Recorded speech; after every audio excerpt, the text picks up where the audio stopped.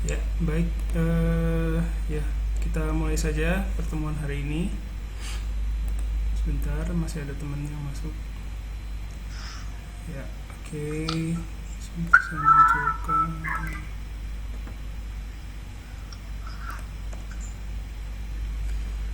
Oke. Apa sudah muncul ininya apa? Eh, Materinya. Oke, makasih.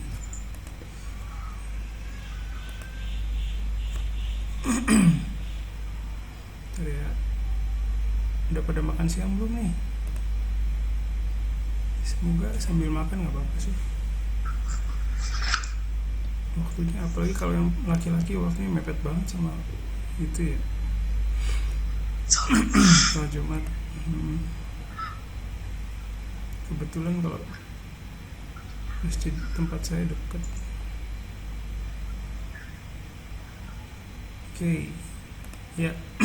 Eh, ya, pertama terima kasih sudah luangkan waktunya untuk mata kuliah ini. Terus kalian juga sudah kerjakan tugasnya dengan baik ya, walaupun masih ada mahasiswa yang belum bisa submit tugasnya tepat waktu ya, mohon kinerjanya diperbaiki. Atau kalau misalnya kalian punya kendala ya, nggak bisa memenuhi tengah tengah waktu, nggak bisa submit tepat waktu, paling nggak kasih tahu lah gitu ya, nggak apa-apa sensei, saya mohon maaf saya lagi ada kendala begini ya, mungkin terlambat begitu ya, nggak apa-apa. Jadi ini namanya kuliah itu ya sama aja belajar bekerja juga sebenarnya. Jadi di pekerjaan ya, kalau misalnya kalian kerja dimanapun itu, kalau misalnya ada apa-apa, yang pertama itu harus laporan dulu. Kalau misalnya ada tugas, terus tugasnya nggak bisa selesai, itu harus lapor gitu ya. Jadi sama aja seperti belajar kerja ya, saya supervisornya, kalian karyawannya gitu ya. Jadi kalau misalnya nggak bisa ngerjain tugas sesuai deadline, itu masalah sih, tapi masalahnya akan jadi lebih besar lagi kalau kalian nggak melakukan sesuatu gitu loh, cuman nggak ngasih tahu, nggak, itu nggak bagus ya, nanti buat uh, bukan hanya di kuliah ini saja. Oke, terus sekali lagi yang saya tekankan di mata kuliah ini adalah komunikasi juga ya. Komunikasi itu penting banget, terutama di perkuliahan yang di masa pandemi ini. eh, Komunikasi jadi sebuah hal yang sangat sangat ini ya. Karena misalnya kayak tadi, nggak bisa ngerjain tugas tepat waktu tapi nggak ada omongan apa-apa, nah itu kan jadi seuzon ya. Jadi ya sebenarnya bisa sih menahan diri supaya nggak seuzon, oh mungkin ada masalah apa gitu ya, tapi kan paling nggak tetap harus memberitahu gitu. Oke, terus komunikasi juga maksud saya ini mencakup eh, saling percaya juga ya. Maksudnya gini, misalnya ya, ada kecurigaan, misalnya kalian punya rasa curiga, ini kayaknya sensei nggak meriksa semuanya deh, sensei kayaknya cuman lihat-lihat bentar gitu, terus dilewat-lewat gitu aja, ngasih nilainya juga sama gitu, 80 semua gitu, jangan-jangan nggak dibaca nih gitu. Jadi kalau kalian punya kecurigaan seperti itu, silahkan disampaikan. Nggak boleh ditahan-tahan nanti. Nah, kalau ada yang nggak suka dengan cara saya menyampaikan perkuliahan atau materinya, atau ada yang nggak sesuai gitu ya, itu disampaikan pada saat perkuliahan, jangan pada saat perkuliahan diem aja, tahu-tahu misalnya ya diangket nanti pas mau lihat nilai di situ semua disampaikan. Nah, nanti kan seolah-olah dosennya ya, kalau kayak gitu seolah-olah dosennya nggak berkomunikasi gitu loh. Jadi jangan sampai begitu. Saya pun kepada kalian ya apa adanya, dari awal sampai sekarang ya apa adanya. Nggak, kalau ada yang yang unek-unek juga saya sampaikan gitu. Jadi yang berhak menyampaikan unek-unek itu bukan saya aja, mentang-mentang saya yang paling tua gitu kan, dosen gitu, terus bisa ngomong seenaknya. Enggak, silakan kalian juga punya hak seperti itu ya. Biasakan mengerti hak-haknya gitu loh, jangan diem-diem aja kalau ada hal yang nggak sesuai. Oke ya. Terus diingatkan lagi bahwa dalam perkuliahan ini kita belajar menangkap informasi dalam bahasa Jepang dalam bentuk audio dan menerjemahkannya ke dalam bahasa Indonesia. Terus kita di sini melatih kemampuan menangkap informasi dalam bentuk audio dan melatih kemampuan interpretasi dari bahasa Jepang ke bahasa Indonesia. Terus pada saat mengerjakannya memang saya minta kalian untuk mendengarkan dulu sampai terakhir gitu ya. Terus nanti baru ditulis gitu. Itu kan sulit ya.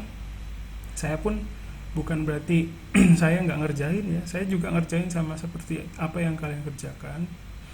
Dan saya mengalami kesulitan juga gitu. Makanya saya tidak memaksakan harus bisa gitu loh, enggak.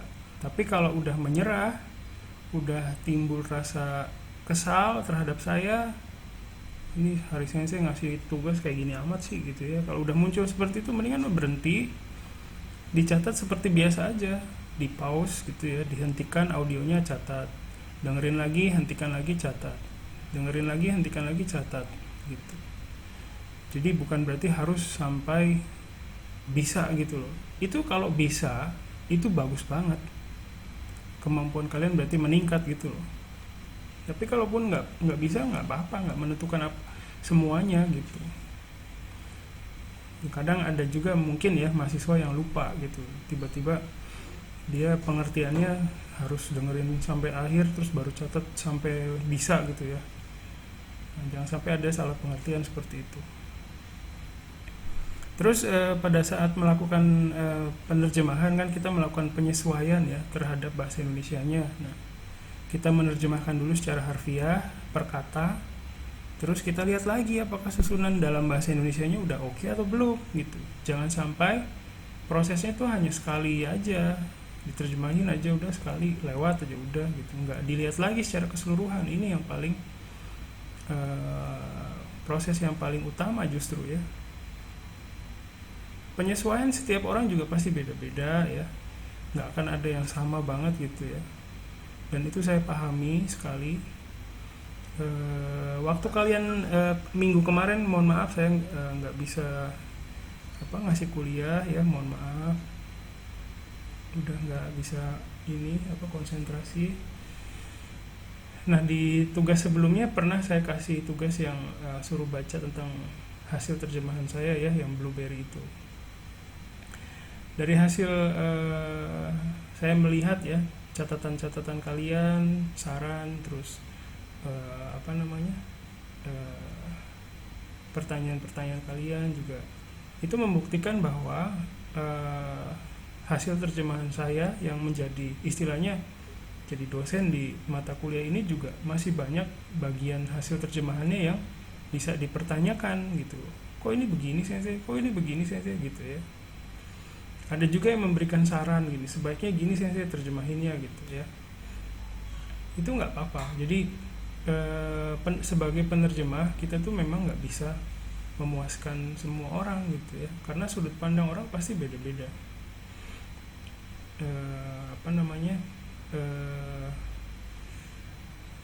Jadi kalau misalnya menerjemahkan itu ya pasti ada akan menerima hal-hal seperti itu dan harus siap gitu ya. Oke, terus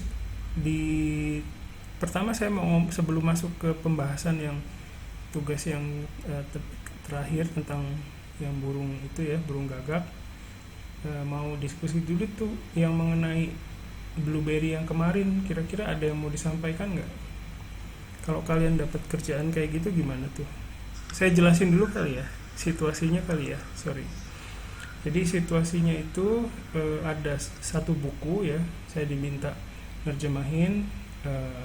Itu saya baru pertama kali nerima kerjaan yang berkaitan sama pertanian ya.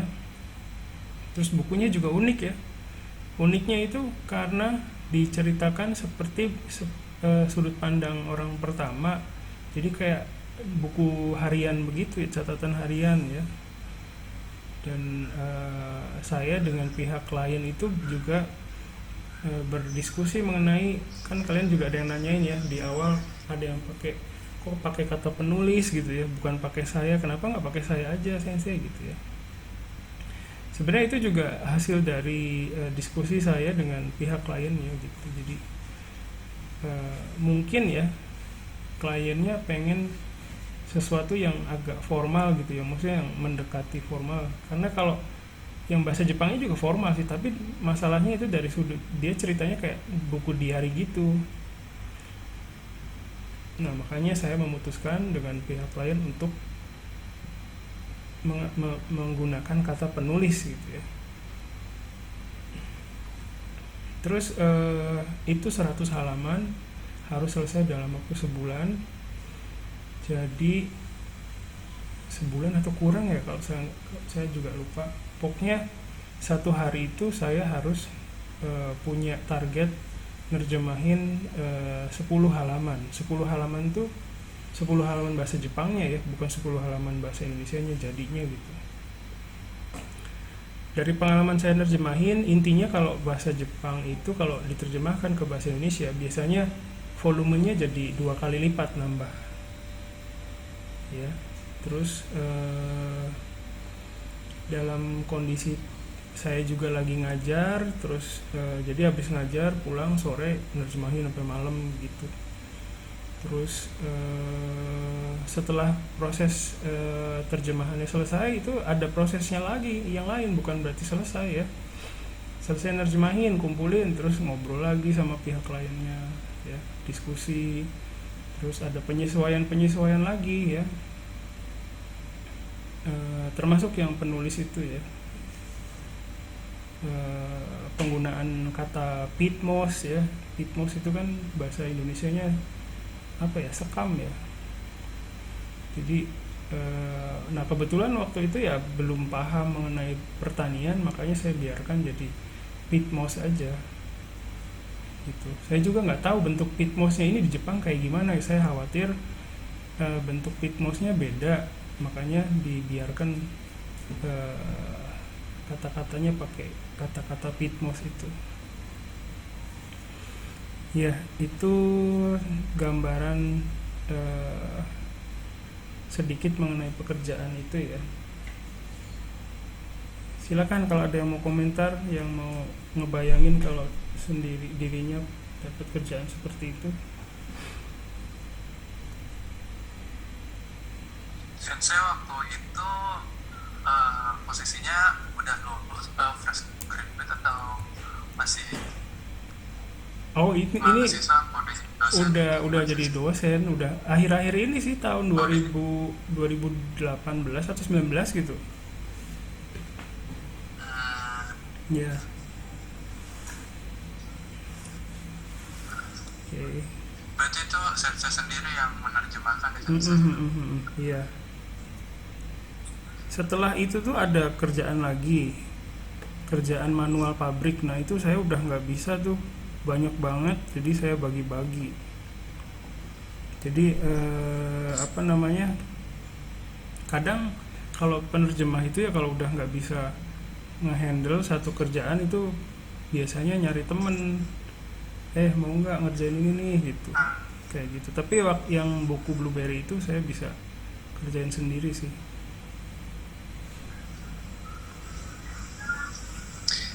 Itu sensei menerjemahinnya dari ilmu sensei sendiri atau kayak ada bantuan dari teknologi gitu sensei? Rata-rata saya langsung sih nerjemahin ya. kecuali langsung ya. kadang itu kan satu hari harus 10 udah nggak bisa pakai Google Translate. Ada sih mungkin ya sempet pakai Google Translate juga, cuman seingat saya ya udah langsung saya terjemahin. Kadang berhenti dulu, misalnya ada istilah-istilah yang nggak saya pahami, saya research dulu di Google semacamnya, Wikipedia gitu ya. Eh, udah apa ya, Google Translate seingat saya nggak ada ingatan sih pakai Google Translate, mungkin sedikit banget kali ya. Jadi langsung aja. Ya. Tapi ya itu bisa begitu ya eh, karena udah biasa, bukan karena apa namanya bahasa Jepangnya gimana gitu ya. Mungkin karena udah biasa. Saya juga ada kanji yang nggak bisa saya baca ya, jadi saya kadang cari di Weblio gitu ya. Biasanya saya pakai Weblio sih kalau kamusnya. Ya jadi sedikit-sedikit, jadi saya selalu terima kerjaan seperti itu. Kalau kadang ada juga penerjemah yang milih-milih, kalau dia nggak kuasai dia nggak mau terima biasanya kerjaan yang, jadi dia tuh terima yang kerjaan yang dia kuasai aja bahasa Jepangnya. Nama kalau saya karena ada kebutuhan ekonomi, jadi saya ambil semua dari dulu ya. Mungkin itu ya, jadi biasa ngelihat struktur bahasa Jepang, jadi tahu ini poinnya mana gitu, harus mana yang harus di skala prioritasnya jadi muncul ya, jadi bisa memunculkan itu gitu.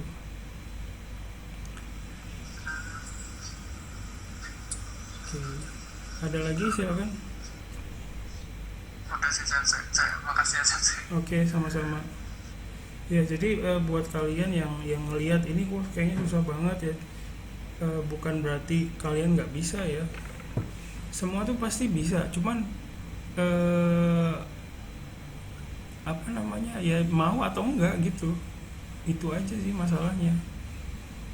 Mau berusaha mengerti atau enggak gitu. Dulu waktu saya pertama nerjemahin juga saya cuman punya level 3 bahasa Jepangnya, dan apa namanya biasa aja gitu Kak. Dan apa namanya ya itu prosesnya tadi, pertama harfiah dulu, yang penting bagian penting dari pesannya itu ditangkap dulu, terus baru nanti setelah harfiah baru diterjemahkan secara semantiknya gitu loh, ada penyesuaian ke bahasa Indonesianya gitu. Jadi mungkin kalian juga ngelihat ada bagian-bagian bahasa Jepang yang terjemahannya disatukan gitu kan ya. Ya jadi ada yang nggak bener-bener plek-plek dari bahasa Jepangnya terus langsung ditumpahin ke bahasa Indonesianya dengan bentuk yang sama, nggak juga gitu. Jadi memang harus cari bentuk yang paling sesuai gitu. Silakan yang lain.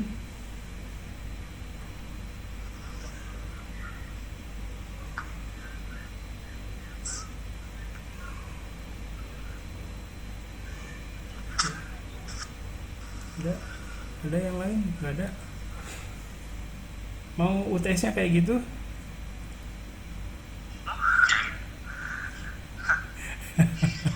Agak susah juga Sensei. Iya. Kayak gitu. Kalau nggak ada yang ngomong enggak, berarti saya bisa bikin UTS kayak gitu.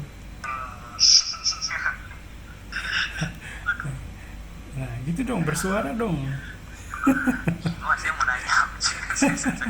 Rasanya itu kalau kemarin itu membayangin denger apa ya, kayak tadi kan Sensei baru pertama kali terjemahkan tentang pertanian apa Iya, iya. Nah, nah itu kan, itu kalau saya sendiri yang ngerti juga mungkin lama juga ya. iya, Pak. Lebih lama dan malah ada deadline-nya juga ya. Pasti ada tekanan tersendiri. Iya, jadi kalau Apalagi ini apa, kanji kadang salah baca kayak nama daerah atau nama orang. iya. Jadi sekarang kan teknologi udah maju ya. Maksudnya kalau ada kanji yang kebaca tinggal di scan pakai kamera HP kan, ada yang Google Translate yang gitu kan. Iya. bisa langsung kebaca. Kalau di awal itu memang susah, kalau awal-awal nerjemahin itu ya. Sekarang juga saya masih susah, jadi kesusahan itu ya apa ya, nggak mungkin berakhir. Tapi semakin susah itu endingnya semakin happy gitu. Ya, jadi dari dulu saya juga selalu nekat gitu loh nerima kerjaan itu, apalagi terjemahan, interpreter itu modalnya modal dengkul, modalnya nekat, butuh duit gitu. Jadi ya udahlah dikerjain dulu gitu, nanti usahain pokoknya bisa sampai memenuhi deadline gitu ya.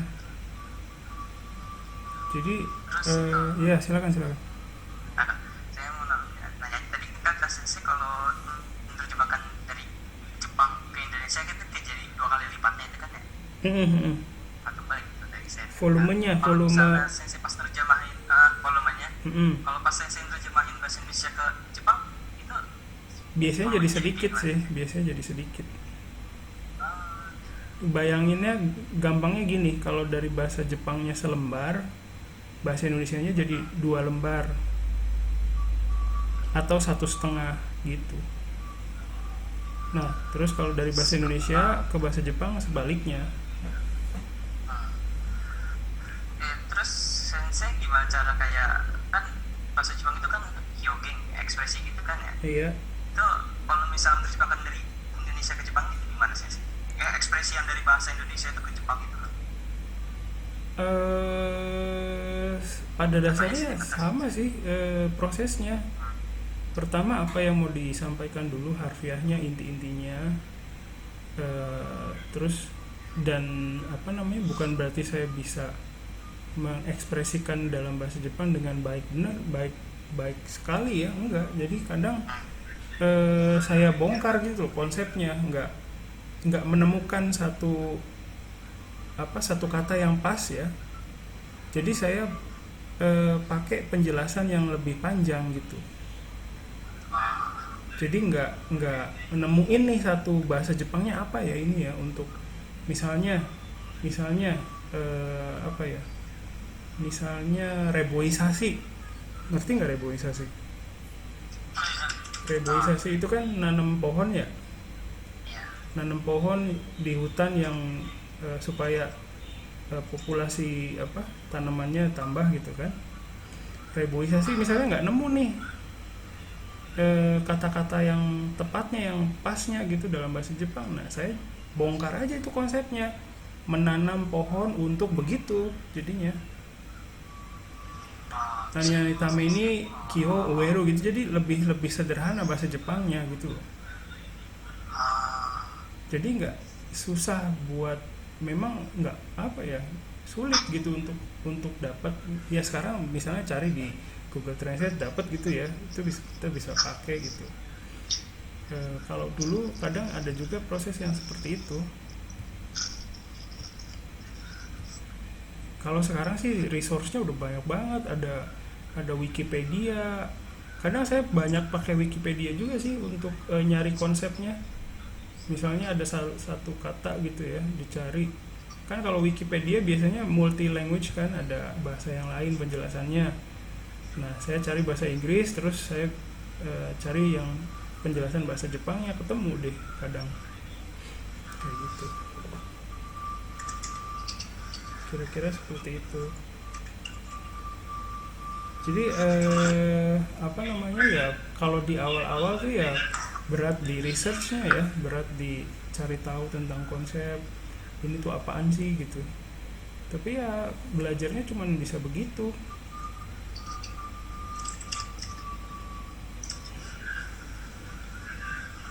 Silakan yang lain.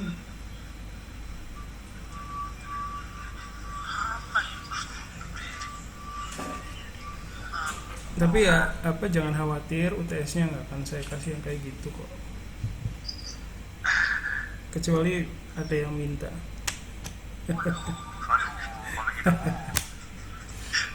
Ya, oke. Ada lagi nggak yang mau disampaikan? Belum ada. Oke, sip, makasih ya. Jadi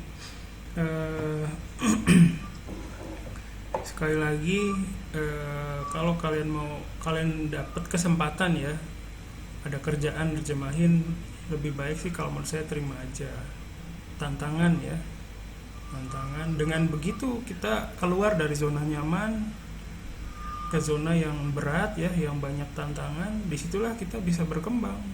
Kalau nggak kayak gitu susah, nggak akan dapat momen buat belajarnya gitu loh ya. Jadi pasti banyak kekhawatiran, tapi itu yang bikin kita jadi lebih ya itulah pengalaman, experience gitu. Itu yang membuat seorang penerjemah, interpreter itu presisinya, tingkat presisi terjemahannya jadi lebih baik gitu. Kalau nggak ada kerjaan ya cuma ngebayangin doang ya percuma, nggak ada outputnya ya. Jadi kalau suatu hari nanti kalian dapat kesempatan, kalau menurut saya terima aja untuk pengalaman ya, seperti itu. Baik, kalau udah nggak ada pertanyaan lagi seputar Blueberry, kita lanjutkan ke materi yang burung gagak ya. Saya juga udah dengerin audionya dan ada juga bagian-bagian yang saya salah dengar ya, di bagian-bagian awal. Ini isinya gampang-gampang susah ya, karena gampang itu kenapa gampang? Saya bilang gampang karena bukan mengekspresikan hal-hal yang di luar dari kehidupan keseharian orang gitu. Ini kan kalau lihat materinya sebenarnya kehidupan sehari-harinya orang ya, ada hidup bersama siapa, terus kebiasaannya kayak gimana, makan ya, terus punya hobi, punya kesukaan gitu ya. Jadi bukan materi yang punya tingkat kesulitan yang tinggi, tapi justru karena itu ada berbagai ekspresi yang sulit untuk diinterpretasikan, seperti yang itu loh, yang onakao uenishite gitu ya, itu kan sulit ya. Terus ada juga beberapa bahasa Jepang yang memang sulit untuk diakses. Maksud saya sulit diakses maksudnya itu apa gitu loh. Kita nggak dapat pengetahuan itu selama kuliah. Kayak misalnya doraibu ya, hobinya doraibu, ada yang nerjemahin ngedrive gitu ya, ada juga yang jadi mungkin karena bingung juga ya. Dan doraibu itu kan sebenarnya bukan hanya sekedar menyetir mobil aja, tapi sebuah paket kegiatan doraibu itu sebenarnya. Jadi sebuah paket nyetir mobil, jalan-jalan pakai mobil, maksudnya begitu, ke tempat yang jauh gitu ya. Jadi ini teksnya udah saya tuliskan juga ya. Waktu nulisnya juga pusing banget ya saya, sampai ini udahlah nyerah gitu ya. Akhirnya saya pause gitu, saya ketik, saya pause, saya ketik gitu. Jadi kalau kalian merasa begitu ya nggak apa-apa, emang susah gitu. Terus saya juga udah nerjemahin, ini hasil terjemahan saya, dan sekali lagi saya ingatkan bahwa hasil terjemahan saya ini bukan kunci jawaban ya, bukan. Jadi ini dilihat aja sebagai referensi. Nanti kan kalian abis ini saya minta untuk perbaiki lagi kan. Nah silakan disesuaikan lagi menurut pemikiran kalian, disesuaikan lagi bahasa Indonesianya. Jadi saya lihat selama ini juga masalahnya memang sih bahasa Jepang juga jadi masalah, tapi ekspresi dalam bahasa Indonesianya juga kayaknya perlu dilihat lagi gitu. Jadi masalahnya bukan hanya bahasa Jepangnya aja, ada kemampuan bahasa Jepang atau enggak gitu, bukan itu masalahnya, tapi bisa enggak itu menyusunnya dalam bahasa Indonesia yang biasa kita lihat gitu loh. Itu kan sulit ternyata ya. Saya bacakan dulu di sini. Kako si burung gagak. Ini banyak juga sih yang pakai kata sang gitu ya. Kako sang burung gagak. Tapi ada juga yang membawa cangnya ya, kako cang gitu. Nah masalahnya kenapa saya nggak pakai cangnya itu karena ini kan misalnya diterjemahkan untuk orang Indonesia yang nggak paham bahasa Jepang, nggak paham budaya Jepang ya. Nanti kalau misalnya cangnya itu masih ada di kako-cang, masih nempel, takutnya disalahpahami namanya tuh beneran kako-cang gitu loh. Bukan, kan namanya kako doang kan sebenarnya.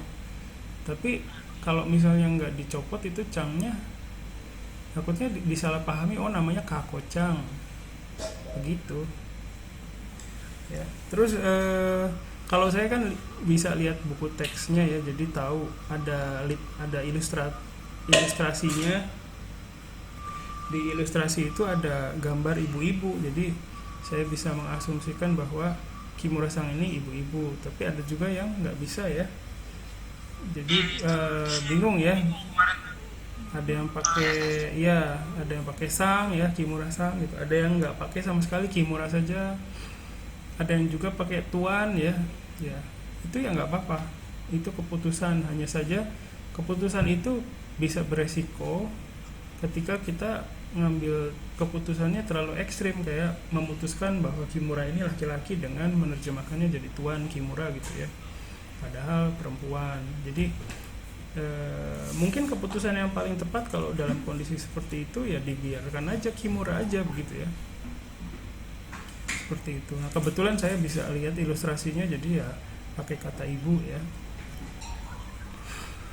Saya bacakan dulu. Ibu Kimura yang tinggal di prefektur ya. Ini ada juga yang nulis prefektur, tapi sebenarnya prefektur. Prefektur Saitama hidup bersama seekor burung gagak. Nah, ini ada kata sumo dan ada kata seikatsuru ya, dua. Jadi jangan sampai kehilangan, jangan ada juga yang menyingkat, soalnya ada yang menyatukan gitu ya. Dia menemukan burung gagak yang baru menetas. Nah, umareta bakari no gitu ya, umareta bakari. Jadi karena bahasa Jepangnya umareru, jadi banyak yang menerjemahkan jadi lahir ya. Padahal unggas itu kan bertelur ya. Gitu. Jadi tapi ya nggak apa-apa. Ini namanya juga lagi belajar, jadi harus lebih hati-hati ya. Menetas yang jatuh dari sarangnya lalu membesarkan burung itu. Burung gagak yang sudah besar ini sekarang sudah menjadi bagian dari keluarga Ibu Kimura dan dipanggil dengan nama Kako ya. Yobareru, nani nani no namae de gitu kan, yobareru. Jadi dipanggil dengan nama begitu ya. Mungkin di bagian ini juga kalian bingung nerjemahin Sukari gitu ya. Sukari Okikunata gitu ya, atau bukan, Sukari jadi bagian keluarga ya. Sukari Kimura-san no kazoku no ichi ini nata. Nah kalau Sukari itu saya nggak terjemahkan secara langsung ya, jadi saya menyerahkan makna Sukari itu ke kata sudahnya ya, sudah menjadi bagian di situ. Terus kalau Kako dipeluk oleh Ibu Kimura, dia akan menunjukkan perutnya dan berbunyi kakak dengan senangnya. Nah ini juga banyak yang di sini yang mungkin banyak mengalami kesulitan ya. Onaka o ueni suru itu apa gitu ya. Saya juga bingung di awal di waktu nerjemahin ya. Dan saya akhirnya menanyakan ke teman orang Jepang saya, ini maksudnya begini bukan gitu, saya tanya ya, dan kebetulan cocok gitu ya. Jadi ngebayanginnya kayak seorang ibu menggendong anaknya gitu, anaknya tuh mukanya menghadap muka ibunya kayak gitu ya posisinya.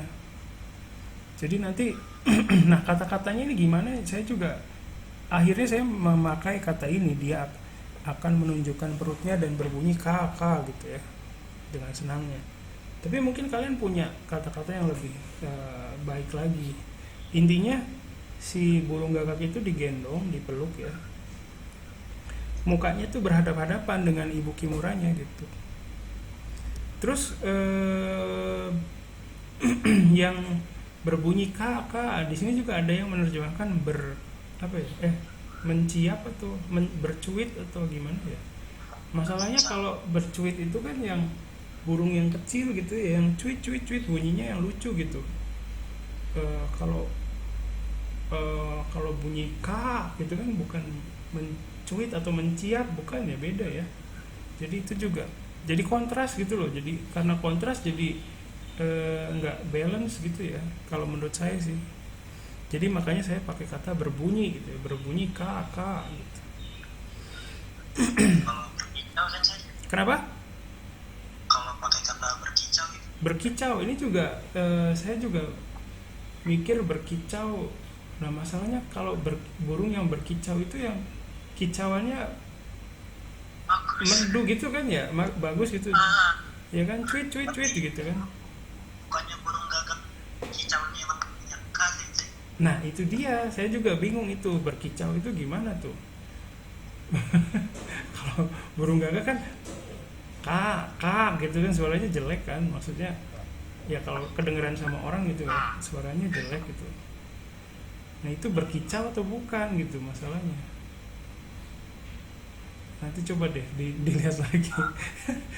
Kalau misalnya burung elang berkicau gitu nggak, kayaknya nggak pas gitu loh kalau menurut saya sih ya. Burung elang kan juga bunyi kan. Nah itu bukan berkicau tuh pastinya. Saya juga bingung kalau itu tuh burung elang, burung burung apa lagi tuh yang besar besar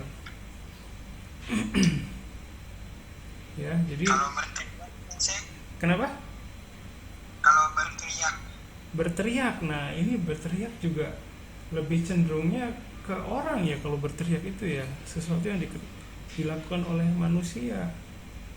Berteriak, iya ya. bersuara juga nggak bisa saya. Bersuara mungkin masih bisa diterima ya, kalau bersuara kak gitu. Kalau berteriak agak menjauh dari ini ya, dari dunia binatangnya gitu ya. Jadi ya ini macam-macam sih variasinya ya. Jadi apa namanya ya, paling dekat dengan burung gagak itu apa, silakan disimpulkan aja. Kalau saya lebih suka ya ini sih, kalau saya berbunyi bersuara kayaknya masih oke ya. Kita bisa lihat apa namanya di Kamus Besar Bahasa Indonesia juga sih, berciap gitu ya, bercuit, berkicau gitu ya, kayak gimana tuh. Kita lanjutkan dulu ya. Kalau malam Kako selalu tidur di atas pohon dekat rumah, tapi kalau dia lapar dia akan masuk ke dalam dapur dan makan makanan kesukaannya seperti hamburger dan lain-lain.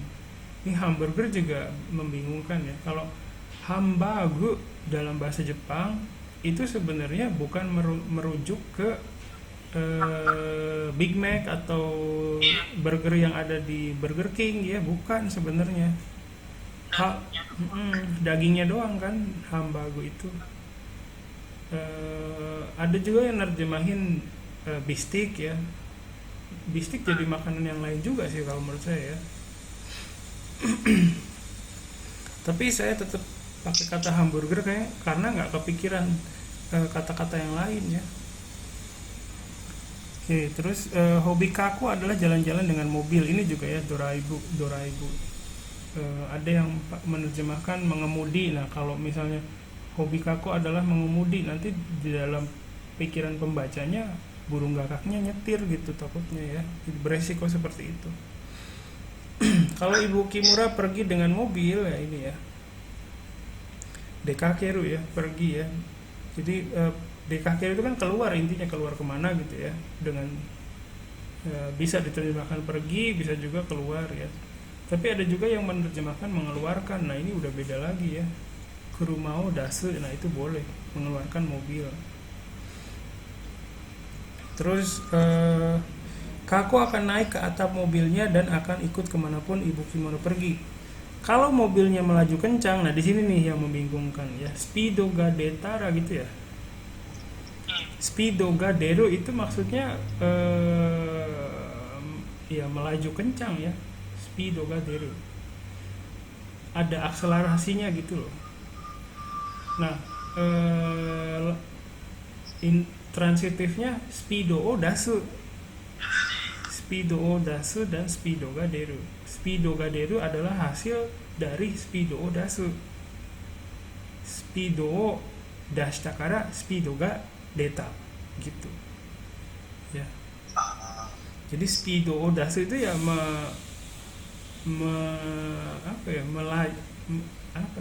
speedo o dashite hashirimashita misalnya. Speedo o dashite hashirimashita. Jadi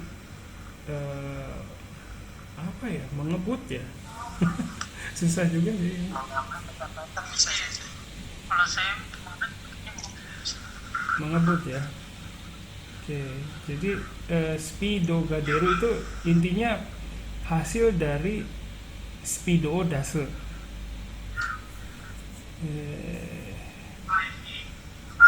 Misalnya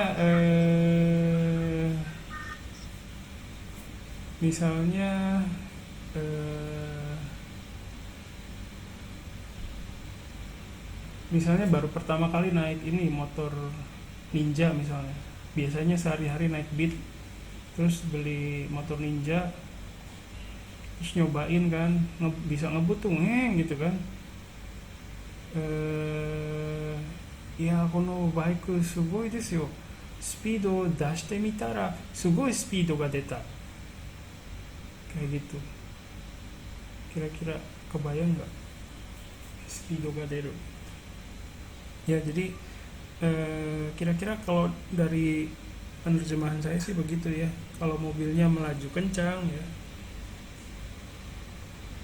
terus kako akan menjaga keseimbangannya dengan merentangkan sayap. Jadi dia tuh menjaga keseimbangannya dengan cara merentangkan sayapnya begitu ya, dan menikmati perjalanan sambil melihat pemandangan sekitar. Ibu Kimura mengatakan bahwa sepertinya kako sudah lupa bahwa dirinya adalah seekor burung gagak. Nah, ini jangan sampai lupa yang sepertinya ya. Ibu Kimura mengatakan bahwa kako sudah lupa. Nah, kalau bilang begitu, itu berarti Ibu Kimuranya sudah bisa memastikan gitu loh, bahwa si kako ini udah lupa bahwa dirinya seekor burung gagak. Kan Ibu Kimura nggak punya kemampuan seperti itu kan.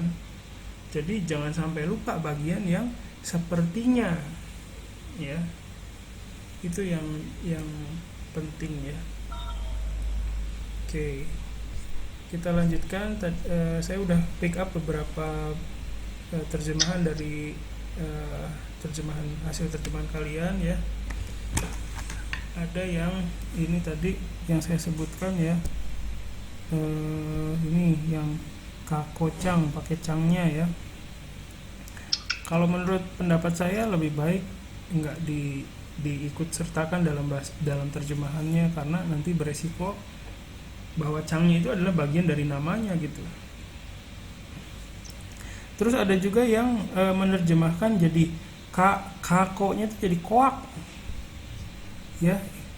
Kalau dibaca judulnya doang sih kesannya kayak nggak bermasalah ya, tapi ketika saya baca secara keseluruhan itu jadi merubah identitas gitu ya. Identitas si burungnya itu jadi berubah. Contohnya gini, kan ada nama, kadang tuh ada nama yang nama Arab sama nama Inggrisnya tuh ada kan, misalnya kayak Yusuf nama Inggrisnya Joseph gitu kan, ada kan. Ada Ibrahim nama Inggrisnya Abraham misalnya. Nah, kalau kita menerjemahkan misalnya sebenarnya namanya Yusuf, tapi kita terjemahkan ke bahasa Inggris jadi Joseph gitu. Itu identitas si orang itu kayaknya pasti bakal jadi, image-nya tuh jadi berubah gitu loh. Iya nggak sih? Jadi mungkin terlihat diterjemahkan jadi koak gitu ya, itu oke aja mungkin ya kelihatannya. Tapi sebenarnya dengan menerjemahkan namanya itu ada kemungkinan kita merubah image terhadap si nama yang pemilik nama itu gitu. Ada resiko seperti itu, resiko yang kalau menurut saya skalanya itu cukup besar. gitu. Walaupun kalau di sini kan masalahnya burung gagak ya, jadi kelihatannya sepele gitu. Tapi eh, kalau gagaknya ini bisa ngomong, mungkin protes gitu. Kalau nama gue bukan koak gitu, misalnya itu ya. Tapi kalau dirubah ke, ini kan masalahnya burung gagak, tapi kalau misalnya dirubah ke dalam kehidupan orang ya, kayak tadi namanya Yusuf jadi Joseph gitu ya, atau apalagi ada yang lain, Sulaiman jadi Solomon misalnya, itu pasti merubah mungkin ya identitas si pemilik nama tersebut gitu loh. Jadi ini bukan masalah, hanya masalah sepele ya, jadi harus hati-hati nanti, jangan sampai kita bisa jadi merubah identitas seseorang yang ada di dalam situ, di teksnya ya. Oke, jadi mungkin kalau kalian sehari-hari sekarang kan lagi belajar ya, kadang kesalahan-kesalahan kecil itu ya nggak terasa efeknya, tapi itu akan menjadi sebuah hal yang masalah dengan skala yang besar ketika konteksnya berbeda gitu. Di perusahaan misalnya, di kalian misalnya bekerja sebagai seorang profesional misalnya, itu masalahnya beda lagi ya. Oke, terus cara menerjemahkannya juga ada yang menambahkan ya, kayak ini bernama Kakocang, padahal di judulnya nggak ada kata nama gitu ya. Itu juga, ini juga harus hati-hati ya. Terus selanjutnya Kimura dan satu burung gagak yang hidup bersama tinggal di Saitama. Nah ini nanti dilihat lagi deh dari sudut pandang bahasa Indonesia aja deh, sebagai sebuah kalimat apakah udah oke atau belum ya. Jadi nanti dilihat lagi. Terus ada juga yang menggunakan kata ini, menjalani kehidupannya bersama gitu ya. Jadi dengan penerjemahan seperti ini ada nuansa roman gitu ya, yang ditambahkan ke dalamnya. Jadi padahal di teksnya nggak ada apa ya, nggak ada unsur seperti itu sih kalau menurut saya ya. Jadi mungkin penyesuaiannya agak berlebihan sih. Tapi kalau kalian punya pendapat pribadi silahkan disampaikan. Jadi bukan berarti saya bilang ini benar itu salah ya. Jangan berpikir seperti itu. Ya silakan. Yang untuk bagian kakocan itu, kalau catnya ditambah, bukan yang apa, kalau menurut saya sih oke, bisa-bisa aja sensei. Soalnya seperti apa yang Crayon Shinchan ya. Oke, iya ya, ada juga yang seperti itu ya. Ya, kalau misalnya jadi gini, kita ngomongin ya masalah mengatasi, meminimalisir resiko sih, kalau saya sudut pandangnya begitu. Kalau Shinchan bisa begitu karena mungkin karena dia udah terkenal gitu, apa ya, sudah jadi kalau misalnya diterjemahan ke dalam bahasa Indonesia sisin misalnya kan jadi aneh juga ya, atau apa ya, si gimana ya, mungkin ada kesulitan juga ya cari pasangannya, jadi makanya dibiarkan jadi Shinchan gitu. Tapi kalau ya tapi nggak apa-apa, itu pendapatnya kalian itu. Tapi kalau dari sudut pandang saya, kalau kita memikirkan targetnya kita siapa dulu nih gitu loh. Kalau misalnya orangnya ngerti kebudayaan Jepang, itu nggak apa-apa kakocang gitu ya. Hanya saja ketika misalnya targetnya itu audiensnya atau pembacanya itu orang yang awam yang nggak mengerti sama sekali misalnya tentang budaya Jepang, bahwa ada panggilan Chang gitu ya.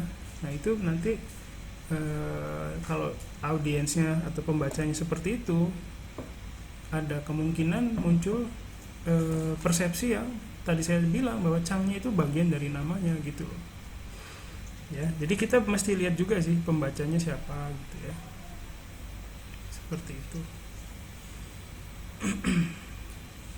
Silakan yang lain, ada lagi? Sensei, Ya. yang untuk penamaan itu kan di sini kakonya itu Mm-mm. Kalau kita bikin pendek itu nggak apa-apa sih. Apa Hmm, kayak yang nomor satu aja gitu kaku doang. Apa iya, emang dibikinnya sebaiknya harus kaku gitu? iya. Kalau saya nerjemahinnya pakai double A ya, kako gitu ya. Sebenarnya kan kita dalam bahasa Indonesia itu nggak mengenal vokal yang panjang kan ya. Iya, jadi tapi saya berusaha mendekati pelafalannya itu k gitu kan.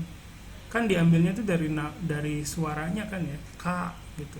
Suaranya si burung. Jadi dengan alasan seperti itu makanya saya pakai kako gitu, pakai double A ya. Tapi kalau mau apa A-nya satu gitu kayak yang nomor satu itu kako gitu ya. Si burung gagak kako, si burung gagak itu mungkin nggak masalah sih. Ya, jadi Ya sensei, tapi kalau yang A-nya 2 dibacanya Kaako sensei. mau itu juga ada resiko seperti itu ya. Oke, oke, oke. Ya, jadi kalau misalnya ada kepikiran resiko seperti itu nggak apa-apa di minimalisir aja. Jadi misalnya dengan kalau saya kan tadi kako gitu ya, pakai double A.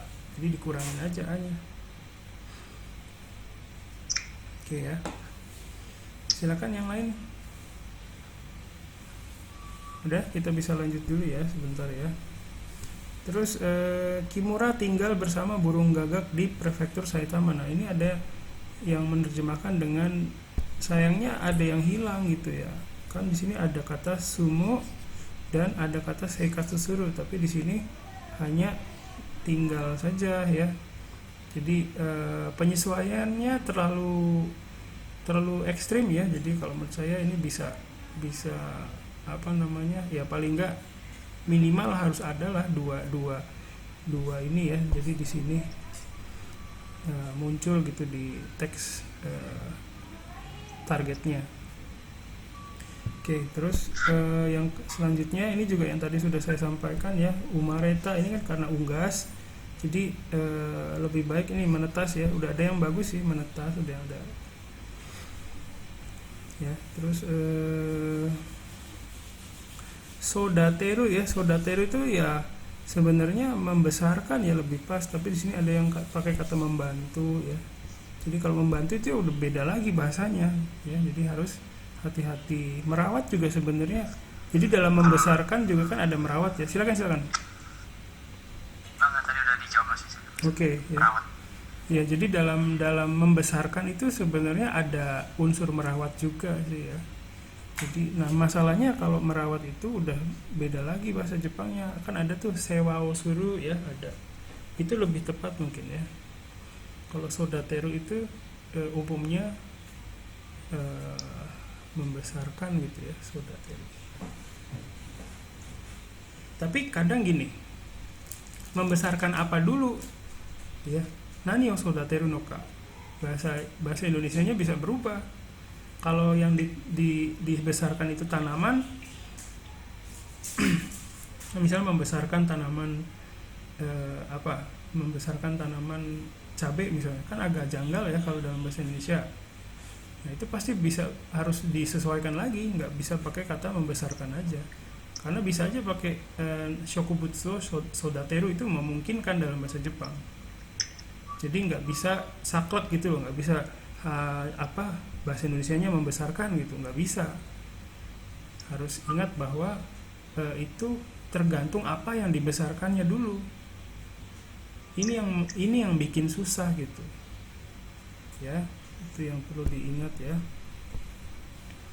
Terus kalau ada pertanyaan boleh silakan potong pembicaraan saya aja, nggak apa-apa. Terus burung gagak yang sudah menjadi dewasa, nah ini okikunata karasu okikunaru, ini secara fisik ya. Kalau dewasa itu beda lagi kalau menurut saya. Dewasa itu skalanya bukan berat badan, tinggi badan ya, udah itu secara mental kalau dewasa itu. Jadi bukan kalau di sini kan fisiknya ya okikunata karasua gitu. Jadi dewasa itu sebenarnya ukurannya, kadang ada yang orang udah besar tapi belum dewasa gitu loh. Ada kan yang begitu, mungkin saya juga termasuk orang kayak gitu. udah besar badannya, umurnya udah tua tapi belum dewasa. Nah ini yang harus diperhatikan. Oke, terus nah ini yang tadi yang koak ya, itu harus hati-hati. Terus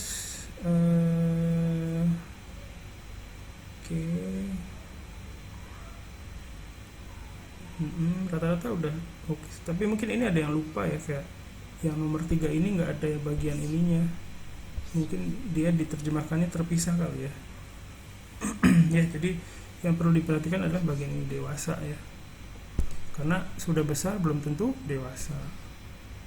Kita lanjutkan dulu. Yang ini yang tadi ya, yang dipeluk tadi. Saat dipeluk oleh Tuan Kimura, Kako-chan dengan senang hati meneriakkan. Nah ini, meneriakkan ini kayaknya beresiko ini. Meneriakkan karena bukan meneriakkan kan ya. Ada yang juga berkicau cau. Nah ini juga ini nanti kalau orang Indonesia baca gini aja deh, kalau misalnya bingung ya ini terjemahan saya benar atau enggak, coba aja minta tolong orang lain, orang tuanya baca, ngerti nggak gitu. Kalau misalnya ini maksudnya apa sih gitu ya, silakan. Itu sensei kan, saya kiranya kan kakaknya itu kan diambilnya kan dari bahasa Inggris kan, suara burung gagaknya. Oke. Nah, sementara saya nggak tahu suara burung gagak dalam bahasa Indonesia tulisannya apa sensei, makanya saya tulis kau aja. Oke, sip, terima kasih ya. Iya, jadi memang kita punya kesulitan juga ya, karena kalau di Jepang itu burung gagak itu ada di mana-mana. Masalahnya kalau di kita kan jarang lihat ya. Ya, itu juga jadi satu gap informasi yang cukup besar ya. Begitu. Oke, terima kasih konfirmasinya. Ya, jadi ya kalau memang kalau misalnya kita nggak tahu, itu mungkin bisa sekarang ada YouTube juga ya, cari misalnya karase ya, terus di situ pasti ada YouTube yang isinya tentang burung gagak ya, siapa tahu bisa dengar suaranya di situ gitu ya. Oke. Terus ya silakan. Kalau ganti kata peluknya dengan gendong itu, Nah, siswanya ya makasih. peluk, pikiran saya tuh kayak mendekat gitu loh. Iya. Intinya gini. Intinya setelah saya konfirmasi ke orang Jepang, itu kayak ibu ngegendong anaknya, mendekat gitu ya. Jadi si kepala burungnya itu menghadap wajahnya ya, paruhnya itu menghadap ke wajahnya Ibu Kimura gitu. Intinya begitu. Nah kalau menggendong itu beda lagi kayaknya, aktivitas fisiknya itu beda gitu loh dengan daku itu kan memeluk ya, dakarero dipeluk. Nah kalau menggendong itu bahasa Jepangnya ada lagi, ombu ya, ombu suru misalnya ya, mungkin itu bisa jadi referensi nanti pas menyesuaikan lagi. Terus kita lanjut Kalau dulu saya gitunya ya. pakainya telentang sensei. Terlentang ya, terlentang itu ada lagi bahasa Jepangnya. Iya, kalau terlentang itu bahasa Jepangnya kalau nggak salah aomuke ya, aomuke suru gitu, ada terlentang itu. Nah itu mendekati sih kalau menurut saya ya, mendekati dengan posisi yang tadi saya gambarkan ya, mungkin masih oke-oke aja sih.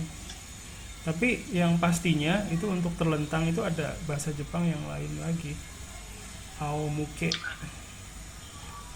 Oke ya, saya lanjutkan, silakan nanti kalau itu potong aja pembicaraan saya. Terus pada malam hari Kako tidur di pohon dekat rumah Kimura, tapi ketika perutnya kosong, Monaka Gasukuto masuk ke dapur lalu mengambil dan memakan ya. Ini ada kata mengambil. Saya concern dengan ini mengambil ya, karena di bahasa ininya nggak ada sih. Masuk dan morate tabe mas ya, berarti maksudnya itu kan dikasih ya, dikasih sama ibu kimuranya ya. Hamba gunado oh morate tabe mas, jadi dia makan. Nah itu morate taberunya itu agak sulit sih diterjemahkan, makanya saya juga hanya menerjemahkan makan makanan kesukaannya gitu. Oke. Terus ini juga hamburger. Oke lah, ini sticknya mungkin nggak perlu kali ya, stick hamburg. Terus ketika dia lapar dia akan masuk ke dapur dan memakan makanan favoritnya yaitu bistik daging. Ini juga yang tadi saya sampaikan ya, bistik daging mungkin perlu karena bentuknya beda sih. Kalau bistik daging ya stick ya, kayak stick ya.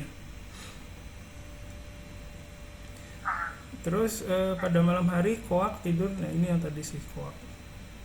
Namun saat lapar ia akan masuk ke dapur dan mengambil makanan favoritnya seperti daging stick untuk dimakan. Nah, ini daging stick. Jadi kayak itu ya, beda bentuknya ya. Itu yang kepikiran sama saya sih. Ya, jadi nanti image-nya beda gitu. Oke, kita lanjutkan dulu.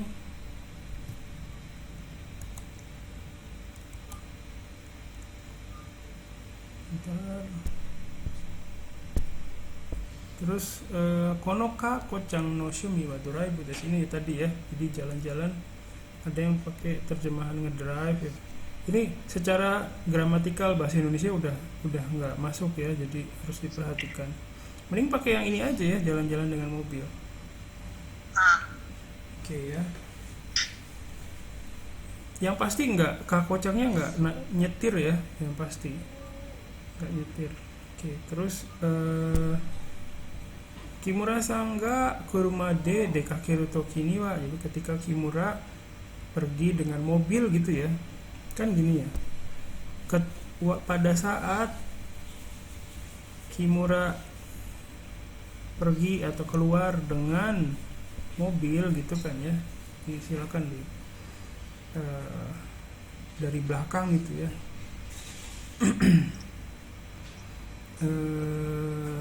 Siapa tadi, Kako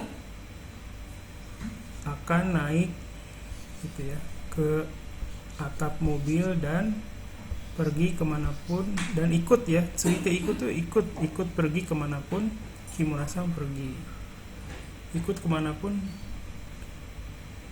ya gitu ya, ikut kemanapun Kimura-san pergi dan mengikutinya kemanapun gitu ya. Dokoma demonya jangan lupa ya. Jadi penyesuaian itu kadang kita harus menghilangkan gitu ya, tapi jangan sampai menghilangkan bagian yang penting banget ya.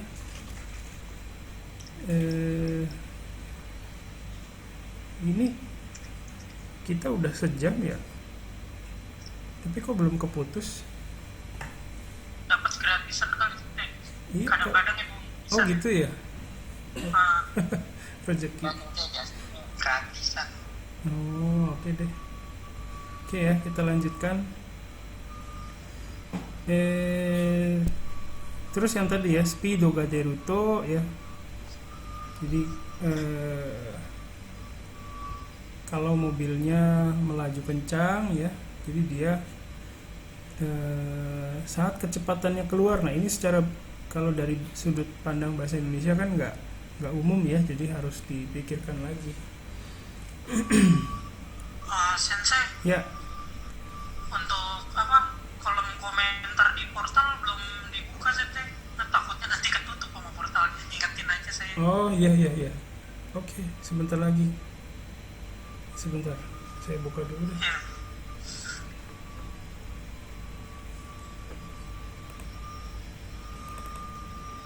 Sudah Sensei. Ya, kita lanjutkan ya, sebentar lagi. Terakhir, terus speedo ga deru itu ya bukan ngebut. Kalau ngebut kan berarti dari ada unsur kemauan dari si pengendara ya, saya mau ngebut gitu. Tapi ngebut dalam bahasa Indonesia juga aneh sih sebenarnya ya. ngebut itu bisa saya mau ngebut terus hasil dari saya mau ngebut itu kendaraannya jadi ngebut gitu. Itu yang bikin ribetnya di situ ya bahasa Indonesia itu. Apa namanya, yang pasti kalau speedo gaderu itu apa namanya, bukan, sebentar, bukan, jadi ada speedo gaderu, ada speedo o dasu. Nah kalau speedo o dasu itu mengakselerasi gitu ya, memutar apa namanya, tuas rem atau menginjak gas, ya itu namanya speedo o dasu. Nah hasil dari kegiatan itu adalah speedo gaderu gitu, seperti itu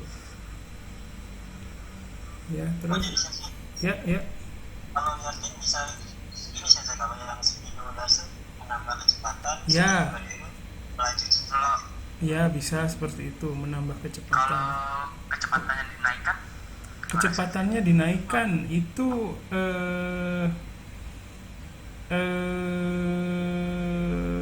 kalau saya sih baru dengar, gimana ya, nggak umum kali ya. Kecepatannya dinaikkan. Kalau ketika kecepatannya dinaikkan, ketika kecepatannya dinaikkan, sehari-hari ngomong gitu nggak? Ayo naikkan kecepatan. saya enggak. Iya sih, makanya, nah itu dia makanya. Itu yang jadi perhatian saya. Kalau secara gramatikal mungkin nggak masalah ya, maksudnya. Tapi itu untuk speedo o dasu kali ya, meningkatkan kecepatan itu. Speedo o dasu. Nah hasilnya kecepatannya meningkat gitu ya maksudnya ya. Iya. Ya, kalau secara umum ya, secara keseluruhan misalnya ketika kecepatannya meningkat gitu ya,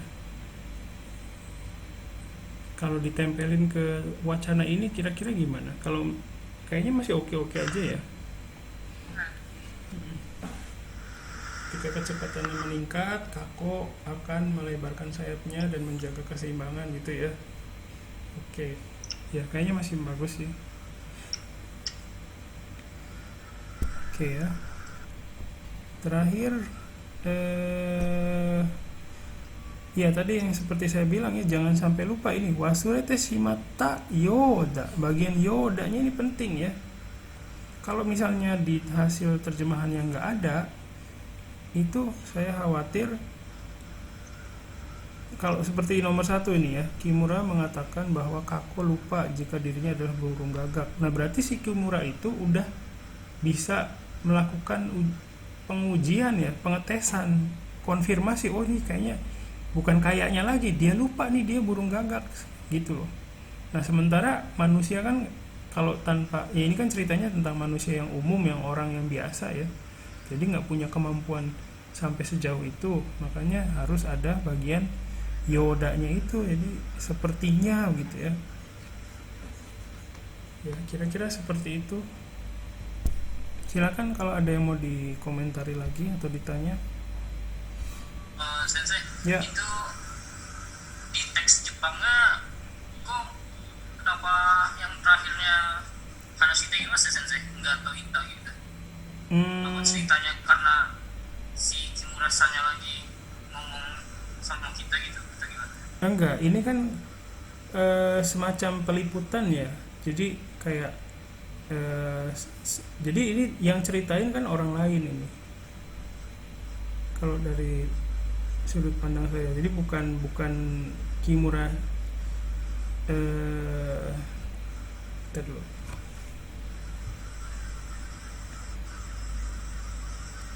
Iya, harusnya gimana coba? Waduh, saya kiranya di akhirnya bakal Kimura-san atau Ita atau So Ita gitu Imashita gitu. atau Imashita. Oh, to ite. Oh, pakai bentuk te imas maksudnya. Oh iya, jadi ini nggak apa-apa. Jadi bentuk Teimas itu eh Bukan sensei, to iu maksudnya, toimas. Toimas gitu ya. Shimatayo dato Kimura-san wa. Nah, yang dikutipnya kan ini nih. Itu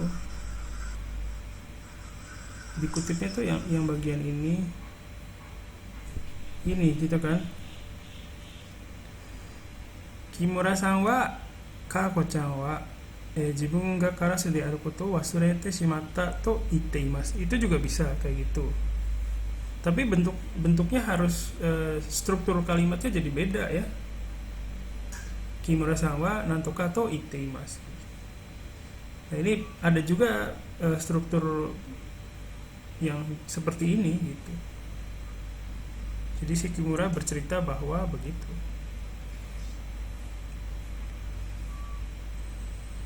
Kenapa nggak pakai to iteimas? Karena mungkin ya penulisnya maunya begini. Saya juga nggak bisa jawab sih. Karena memang ada beberapa variasi ya untuk menceritakan atau mengutip perkataan orang lain. Bisa seperti yang tadi dibilang pakai to iteimas ya. Tapi mungkin harus merubah struktur kalimatnya. Jadi Kimura-san wa Kako-chan wa jibun ga karasu de aru koto wasurete shimatta yo da to itteimasu. Yang seperti ini juga ada. Ya. Oke, ada lagi silakan.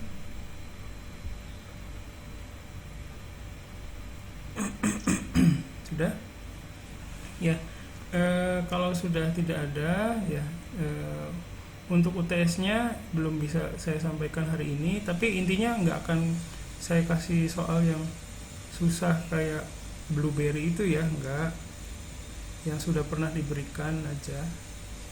Nanti akan saya sampaikan detailnya sebelum minggu ini berakhir ya. Jadi mungkin di hari Sabtu atau Minggu ya, besok.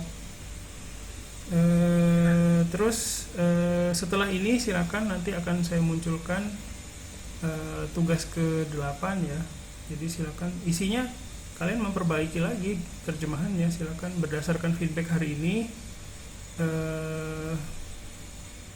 diperbaiki, silakan versi kalian ya. Jadi nggak, ini sekali lagi saya tegaskan, apa yang saya tulis di sini sebagai terjemahan saya bukan kunci jawaban. Kalian pasti punya cara tersendiri untuk mengekspresikannya. Silakan pakai versi kalian, diperbaiki. Ya. Kalau drive-nya berkendara bisa nggak? Kalau ibunya apa? Berkendara. Berkendara ya. Ini juga ada yang pernah nanya sih kemarin. Berkendara itu ternyata maknanya luas ya, berkendara itu ya. Masalahnya gini, kalau berkendara saja itu kan berarti naik mobil atau nyetir mobil kan ya, atau naik motor atau naik kendaraan gitulah ya. Naik kendaraan baik sebagai pengemudi ataupun sebagai penumpang, itu berkendara ya kan. Nah, masalahnya kalau doraibu itu sebuah paket kegiatan gitu loh. Ada dia jalan-jalan dengan menggunakan mobil, bukan sekedar menaiki sebuah kendaraan gitu loh. Itu yang saya jadi perhatian saya. Jadi berkendara mungkin bisa masuk, hanya saja yang perlu dipikirkan adalah doraibu ini adalah sebuah rangkaian kegiatan yang terdiri dari naik mobil, atau biasanya mobil ya kalau doraibu itu, entah sebagai supir entah sebagai penumpang, dia pergi ke tempat yang jauh untuk senang-senang gitu ya. Jadi mungkin nggak cukup gitu dengan kata berkendara saja, karena berkendara itu hanya berfokus di menaiki kendaraan baik sebagai supir ataupun sebagai penumpang gitu ya. Oke, sama ya. Untuk tugas selanjutnya udah paham atau ada yang masih bingung?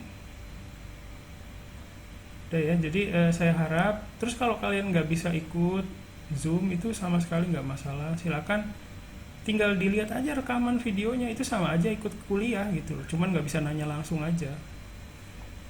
Ya silakan perbaiki karangannya, nanti akan saya munculkan di GCR-nya. Itu aja ya. Ada yang mau ditanyakan dulu?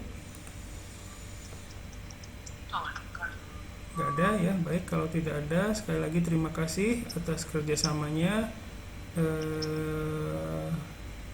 Kalian udah kerja dengan baik sekali, saya senang. Semoga jangan sampai ada yang ini ya, maksudnya kalau ada yang mau disampaikan ke saya jangan ditahan-tahan, sampaikan aja. Baik, itu saja. Terima kasih. Assalamualaikum warahmatullahi wabarakatuh. Bye bye. Waalaikumsalam. Ya, terima kasih. Saya close ya.